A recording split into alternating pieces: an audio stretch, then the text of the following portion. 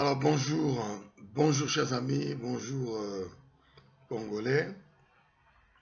Je reviens encore une fois par rapport à la situation du Congo et apporter des informations.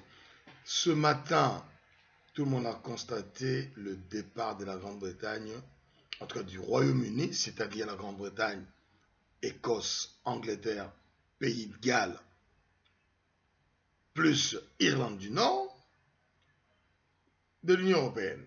Et on voit tout de suite que l'Écosse a dit qu'il reste dans l'Union européenne. Et les Irlandais ont posé, en tout cas les Sinn Féin, la branche politique de l'IRA, a demandé un référendum pour l'Union, le retour de l'Irlande du Nord dans l'Irlande Air.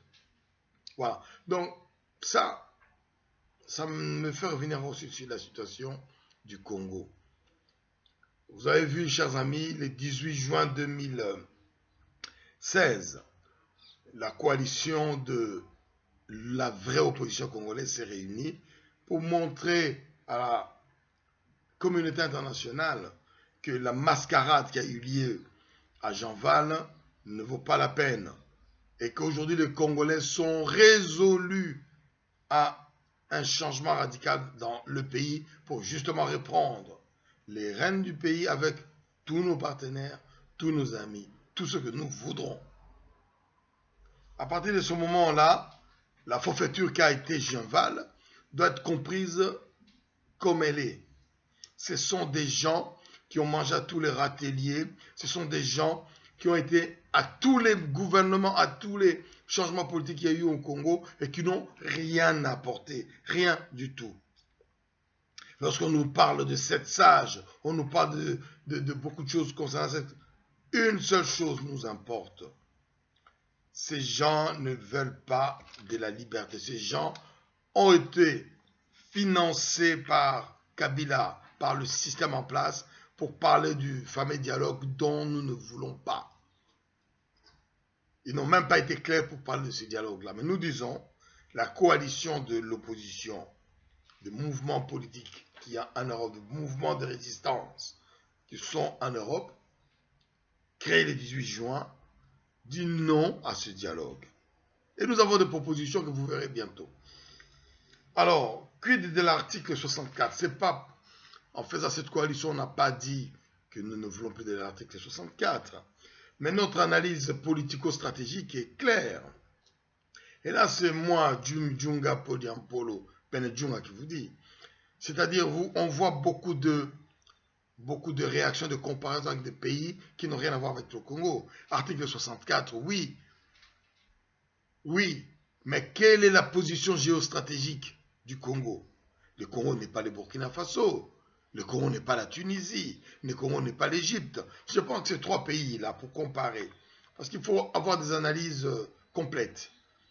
Lorsque nous regardons l'Égypte, l'Égypte est un pays qui est structuré autour d'une armée très forte, très bien équipée, une armée système qui existe dans le pays qui est capable de faire un vrai coup d'État et de le politiser et le démocratiser. Une armée qui a des moyens, de vrais moyens, qui est bien établie.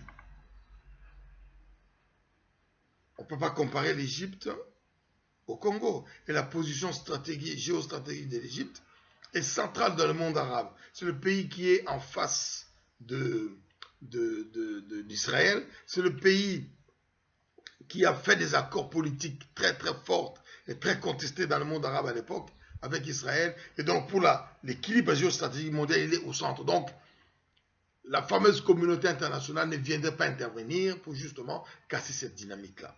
Ils vont accompagner d'une manière politique, très politique, les changements. Et on l'a vu avec ce qui s'est passé avec la prise du pouvoir du général Mossi. Et quand nous parlons maintenant de la Tunisie, quels sont les enjeux de la Tunisie? À part des enjeux démocratiques, hein, et les enjeux où il y avait des islamistes qui essayaient de faire des choses. Il n'y a pas d'enjeu géostratégique où des pays du monde, cette fameuse communauté internationale, ira, je vais dire, militer militairement par des truchements qu'on imagine pour la Tunisie. Mais là, dans ce cas-là, le peuple a été très, très fort et a exigé. Et comme le peuple avait son armée, sa police derrière lui, ça a facilité les choses. Hein? Il n'y avait pas beaucoup de... Même la présence des islamistes n'a pas pu gêner ce mouvement. Parce que le peuple était uni, parce que l'armée, la police était derrière le peuple. Le Burkina Faso, ce n'est pas dénigrer un pays qui te dit que le Burkina Faso n'a aucun enjeu stratégique, à part la magouille qu'ont fait certains pays de la communauté internationale pour dégager Thomas Sankara en utilisant Blaise Compaoré qu'on a donné le pouvoir pendant autant d'années. Et finalement, il s'est révélé être un incompétent notoire que le peuple a chassé. Et là, la communauté internationale n'a pas d'enjeu hyper stratégique à accompagner les choses. Mais dans le cas du Congo, chers amis, c'est différent. Tous leurs enjeux économico-stratégiques sont au Congo. Tout. Tout. Hein? Ils ont été capables de vendre le Congo à Paul Kagame, de donner la gestion du Congo à Paul Kagame pour des raisons complètement fallacieuses. Ils ont prétendu, hein, après les discours de Paul Kagame, ils ont cru, mon Dieu, que nous étions des incompétents. On n'est pas des incompétents. On n'est pas incompétents du tout. Simplement parce que les enjeux stratégiques qu'ils ont sont tellement énormes qu'ils ont utilisé toutes les voies possibles pour empêcher l'émergence d'une vraie démocratie, d'une vraie organisation politique républicaine au Congo, comme a commencé à le faire le père Kabila. Comment comprendre ça? Simplement parce que les enjeux pour eux de perdre le Congo sont tels qu'ils n'accepteront pas, ils vont essayer de casser. D'où toutes les stratégies que nous mettons en place. L'article 64, oui, mais l'article 64 aura en face de lui ces pays-là avec tous les moyens qu'ils mettront dans tous les coins de la République démocratique du Congo pour essayer de nous faire passer pour de petits cons, pour des aventuriers, ce que nous ne sommes pas. C'est pourquoi je suis convaincu aujourd'hui que nous ne ferons pas de comparaisons qui n'ont pas raison, qui n'ont pas de raison. On ne peut pas comparer le Congo à l'Égypte, ni à la Tunisie, ni au Burkina Faso. Ce sont des cas totalement différents. Comme je vous l'ai bien expliqué, le Congo a des enjeux politiques. Là où nous avons une force sûre, c'est au niveau politique. Au niveau politique, nous devons changer beaucoup de choses. Et pour permettre à notre peuple être capable de bien réagir, nous devons d'abord, avoir une certaine stabilité économique pour permettre au peuple. Déjà, le peuple congolais, c'est un peuple qui se réveille le matin pour aller chercher à manger. On n'est pas des animaux, mais c'est comme ça que le lion, c'est comme ça que les animaux sauvages vivent. Ils se lèvent le matin pour chercher à manger. Lorsqu'un peuple arrive à ce niveau-là, c'est qu'il y a un énorme problème.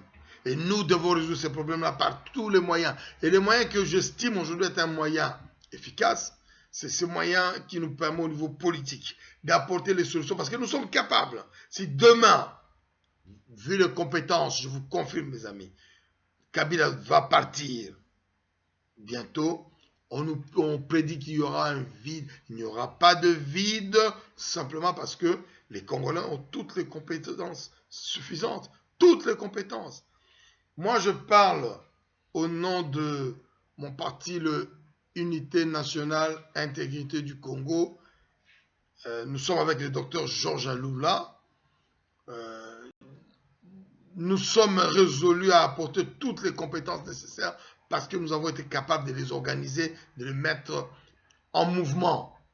C'est-à-dire, demain, s'il y a un vide et que nous sommes de la partie, vous verrez, chers amis, que nous serons capables de mettre en place toutes les structures nécessaires, toutes les compétences nécessaires, comme vous le voyez en France, aux États-Unis, en Allemagne, au Japon, en Malaisie. Nous sommes capables de le faire. Mais seulement, n'oublions pas que nous avons ces enjeux géostratégiques qui pèsent lourdement sur nous si nous faisons l'aventure de penser qu'on peut aller chercher les choses d'une manière militaire. Si on n'a pas une véritable force militaire. Mais le seul qui n'a pas peur et qui ne doit pas avoir peur, c'est le peuple congolais. Le peuple congolais n'a pas peur de tous ces gens-là, n'a pas peur de tous ces calculs. C'est ça notre force. L'article 64 est valable, Mais nous devons prendre toutes les précautions nécessaires. Nous devons mener cette lutte politique jusqu'au bout. Si cette lutte politique n'aboutit pas parce que des gens extérieurs auraient mis des embûches, l'article 64 sera naturellement la seule solution qui va nous rester. Et ça, nous paierons le prix qu'il faut payer. Mais aujourd'hui, mes amis, la coalition qui a été créée le 18 juin 2016 à Paris est suffisamment forte et est en train suffisamment de se structurer pour donner une réponse, et elle donne déjà cette réponse-là. Mais en tout cas, à terme, une réponse claire, à terme c'est d'ici un mois, à la communauté internationale pour qu'elle sache que lorsque les gens qui sont en Javal parlent de l'opposition, ce n'est pas une opposition, ce sont des vendus qui ont été financés par Paul Kagame et Kabila et qui aujourd'hui essaient de faire penser que eux, ils sont l'alternative. L'alternative, elle est toujours à l'extérieur du système. Et là, ils sont à l'intérieur du système. L'alternative, c'est la coalition qui s'est créée le 18 juin 2016. Et là, cette coalition détient toutes les compétences nécessaires, toutes les capacités nécessaires au niveau politique, économique, international, etc. Ingeta Djunga Podia Pene Djunga. Je vous remercie.